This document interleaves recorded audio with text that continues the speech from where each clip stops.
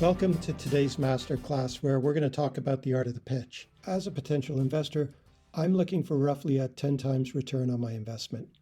So if you think your pre-money valuation is $5 million, I'd like to understand how you're going to build a business that's worth at least $50 million. This is a risk-return analysis I'm making in deciding to invest in your business. In terms of risk-return analysis, it really comes down to these four things: dollars needed to be invested in the business, what milestones you're going to achieve, your timeline to reduce risk, and your financial model maturity and underlying assumptions. In general, I recommend you don't include your financial models in the body of your presentation.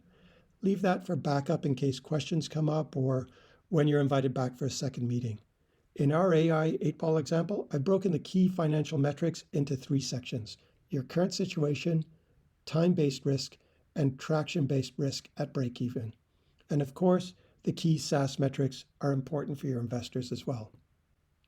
Again, how is your financial model looking? Is it realistic, credible, and investable? Score yourself and review it with your advisor mentor for feedback. Show me the evidence here really speaks to understanding how the forecast is supported by your strategy. For example, your revenue forecast should be a bottom-up calculation, starting with the number of leads, the cost per lead, the number of sales reps, and so on.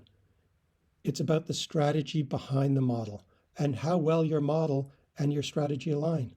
Also, I need to see that your investment in sales and marketing is aligned and growing with your revenue forecast. Too often, revenue shoots up while sales and marketing costs stay flat. Just not realistic.